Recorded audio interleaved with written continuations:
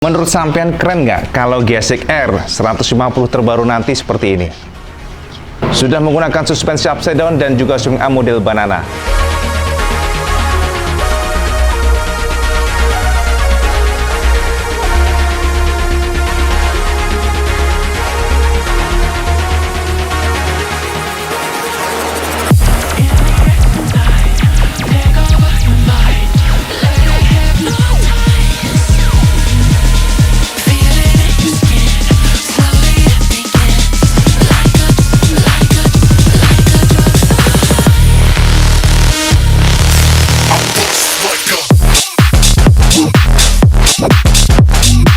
Assalamualaikum warahmatullahi wabarakatuh. Kang Bro ketemu mana dengan IWB.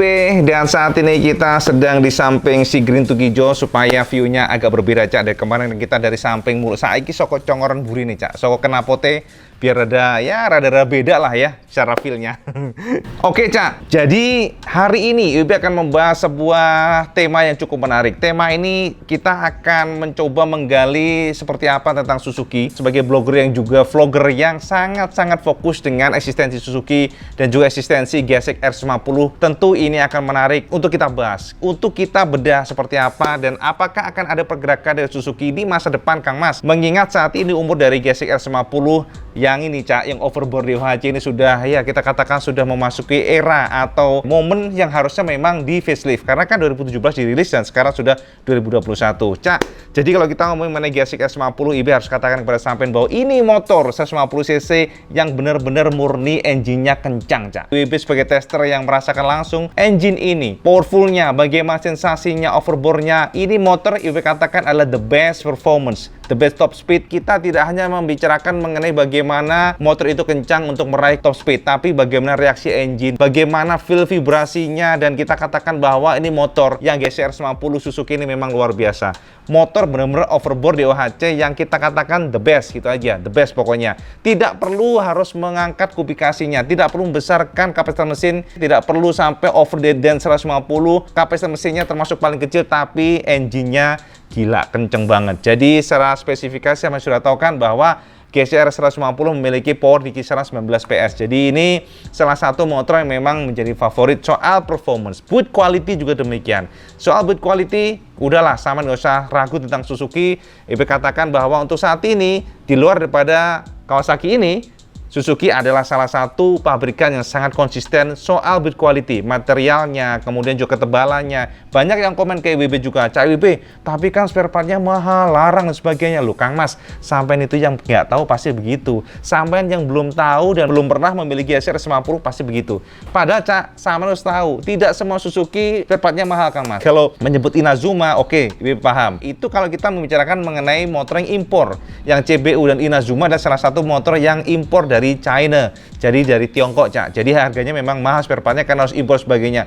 Nggak usah lah kita ngomongin yang Suzuki. Kalau kita ngomongin bahan impor lagi, import apa spare part impor atau motor impor pasti mahal dari prosesnya, dari pajak dan sebagainya. Jadi intinya adalah kalau kita membicarakan tentang barang impor tidak akan sama dengan barang lokal, gitu aja. Dan GSX R150 itu sudah diproduksi oleh lokal, diproduksi oleh Suzuki, dan pasti sama tekan kaget karena spare partnya murah banget, Cak. Dari fairing-fairingnya, mana ada, Cak, spare part fairing motorsport 150cc yang harganya 60.000 di bagian panel fairingnya itu nggak ada. Sama dengan ini ZX25R ini, ternyata harga casingnya juga lebih murah dibandingkan dengan yang Ninja Karbu. Sama harus tahu juga itu. Jadi, Cak, untuk side casing kayak gini nih, yang belakang ini harganya 120-an satu kalau nggak salah. Bayangin aja, padahal dulu yang versi yang Karbu itu waduh mahal banget, tangkinya aja bisa 3 juta hampir ya. Jadi ini adalah salah satu contoh bagaimana kita harus membedakan antara barang impor atau CBU dengan barang lokal yang notabene selalu beda harga dari spare partnya karena berkaitan dengan produksi lokal, satunya produksi interlokal, bos ini itu impor maksudnya, Cak. Jadi kalau impor kan tadi ada pajak, proses dan sebagainya, harganya tentu akan lebih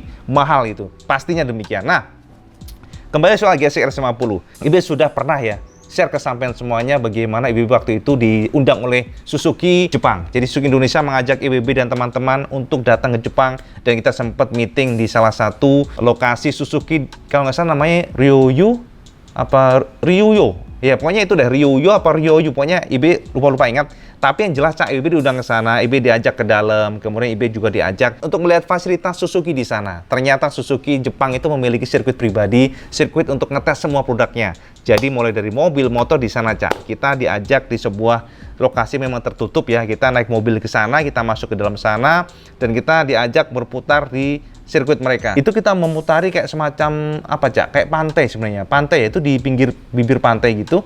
Dan di sana ada kayak gundukan ke atas, ada gundukan ke bawah. Jadi ini simulasi untuk tanjakan, ada juga belok-belokan yang cukup ekstrim, kemudian juga ada yang lurus straight, dan di sana banyak sekali motor baru yang dites. Dan di Lelaca kita memang tidak boleh untuk mengambil gambar di sana, jadi kita hanya melihat dengan mata kepala sendiri. Dan intinya adalah apa? Kita diajak untuk semacam diskusi waktu itu di Jepang. Jadi semacam ya sharing lah, ibaratnya seperti apa, dan apakah yang diinginkan oleh bikers tanah air itu seperti apa yang disukai oleh bikers Indonesia, apa yang tidak disukai, dan kira-kira apa ekspektasi dari kita sebagai blogger, sebagai perwakilan dari para bikers Indonesia. Kita sudah curahkan Kang Mas, semuanya unek-unek ke Suzuki. Dan memang Cak, saat itu dikatakan Suzuki, kalau sampean mau merubah facelift nanti untuk GSR 50 adalah pertimbangkan menggunakan lampu dual kin eyes, karena tren saat ini motor fairing adalah lampunya dua, bukan satu, bukan single kin eyes. Jadi itu yang dikatakan ke mereka, IB sudah share ke mereka. Namun ternyata filosofi Suzuki adalah satu, GSX-R series tidak pernah menggunakan dual kin eyes, dan mereka akan tetap mempertahankan. Jadi judulnya Kang Mas kalah karo filosofi. Jadi sampai harus tahu itu. Dan saat itu Suzuki sudah mengatakan bahwa jadi only single kin eyes, not dual kin eyes. Itu digarisbawahi oleh mereka. Dan juga IB sudah katakan mengenai satu, suspensi upside down, kemudian juga tolonglah dipertimbangkan swing armnya menggunakan model banana diecast, kemudian juga kalau bisa lampu nya diperkecil, model LED, terus kemudian juga mungkin untuk size-nya bisa sedikit ditebelin, bisa diperbesar, karena tidak semua postur tubuh masuk ke GSR 50 sekarang yang terlalu mungil.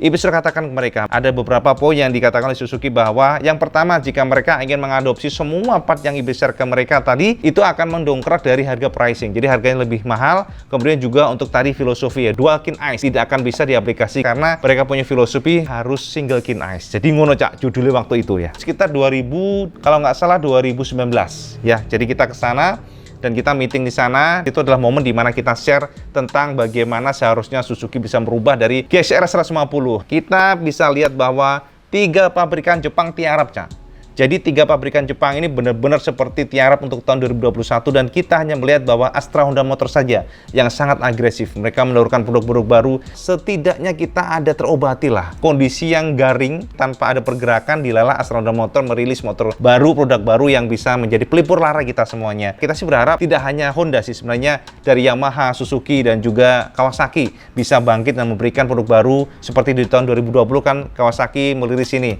yang Z25R ini. Tapi sepertinya tahun ini agak tiarap ya. Jadi tahun ini jangan banyak berharap untuk Kawasaki, tidak akan ada produk baru, sepertinya hanya refreshment color. Sementara untuk Suzuki juga kita berharap GSX-R ada facelift. Yang jelas adalah mengenai ekspektasi dari para biker di tanah air. Jadi kondisi Suzuki ini ternyata membuat tertantang bagi Cak Barok dari Jawa Timur. Matur nuwun sampean Cak Barok yang sudah kirim gambar buat IBB supaya di-share ke sampean semuanya. Ini adalah sebuah renderan imajinasi dari Cak Barok yang mencoba untuk menerjemahkan sosok dari Suzuki GSX-R yang terbaru ini. Harapannya seperti apa? Cak Barok tidak muluk-muluk menggunakan olah digital 3 dimensi. Cak Barok mencoba untuk menerjemahkan akan seperti apa sih sebenarnya Suzuki nanti. Tentu saja IB share kesampaian, dan saya bisa lihat di gambar berikut ini bagaimana Cak Barok menuangkan segala kreativitasnya untuk Suzuki Jepang nanti supaya bisa mempertimbangkan sosok dari GSX-R 150 bahwa sebenarnya motor ini basisnya sudah bagus, tidak perlu diotak-atik terlalu frontal Cak. Jadi nggak usah ekstrim-ekstrim, dengan sentuhan yang minimalis ternyata sudah memberikan sebuah desain yang cukup apik. Nah, kita akan lihat dari desain 3D Cak Barok. Sekali lagi ini desain olah digital dan ini bukan official dari Suzuki. Jadi saya bisa lihat di gambar ini. Yang pertama dari sisi samping, kemudian dari sisi depan, dari belakang, bahkan dari atas. Dengan beberapa sentuhan yang bisa sampai lihat di berikut ini. Cak Barok memastikan sen depan dipindahin, ya, jadi sen depan posisinya diubah, tidak lagi terpisah dari bodi. Ini memberikan feel lebih sporty. Yang kedua, rangka. Jadi bagian rangka ternyata dari Cak Barok mencoba untuk merubah rangkanya, tidak menggunakan mini twin spar seperti sekarang ini, tapi Cak Barok mencoba mencangkokkan rangka atau frame dari GSX-S 750 versi 2017. Kemudian ini ada sedikit diedit pastinya. Jadi pencangkokan frame ini ternyata memberikan sensasi yang padat, Cak. Jadi lebih padat dan lebih utuh gitu feel-nya tuh. IWB sih ngeliatnya demikian. Kemudian untuk fairing masih sama, fairingnya tidak banyak dirubah, Cak. Depannya, sampingnya nyaris sama saja, sami mawon, bahkan dari lekukan tangkinya pun sama.